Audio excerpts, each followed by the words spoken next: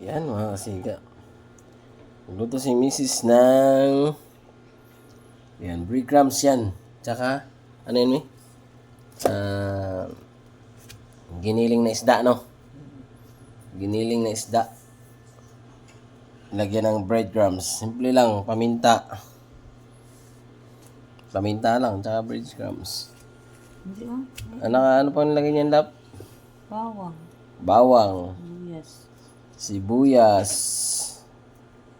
Nakatimpla na? Yan mga sigaw. Yan. Breadcrumbs lang yan.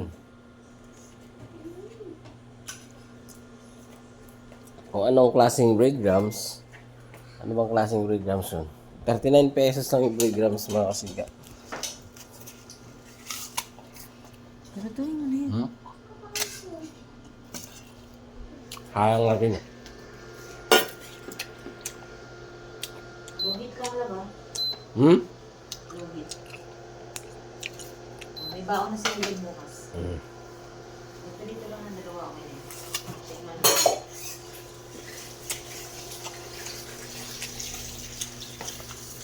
Ano?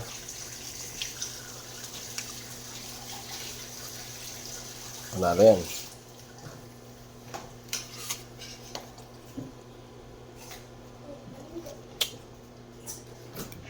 Hindi namin kumakain ng itlog.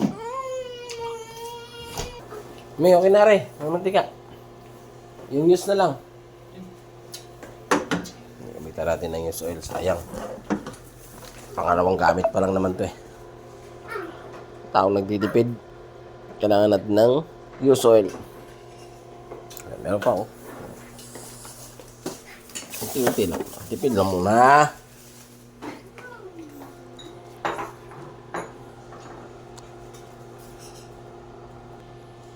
Yan.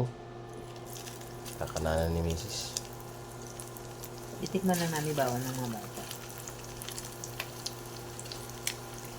Yes na yan. Ng mga bata. Homemade ba? Homemade kasi yung mga siga eh.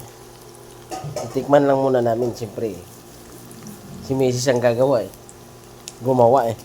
Tikman muna kung gaano kasarap yung gawa.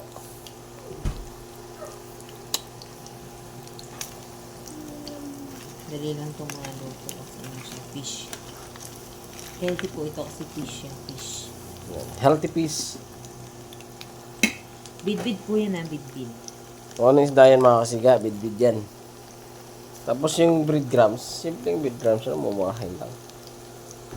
Tapos sibuyas, bawang, tapos paminta. Konting pampalasa. Ako na mamaya, ako na mag-lock nyan. Nakabukas yung gate doon. Oy! Okay, nalo ko. Mayonnaise. Tomorrow is Yeah. Parang ilaw pa, lab. isda lang yan, lab. Hindi yan Ay, pwede mahilaw. Ay, ganun ba? Parang hindi crunchy. Oh. Goods na ba talaga yan? May? Goods na? Parang Japanese cook, ganun. Half cook. Goods na daw yan, sabi ni Master Chef. Master Chef wife. Tikman mo na lang. Wait lang. Pinapapasin. Ako muna. Ano? Sarap? Yan! Elari! Wala pa nga rin. Tomorrow ba? Sarap! Ito mo na eh.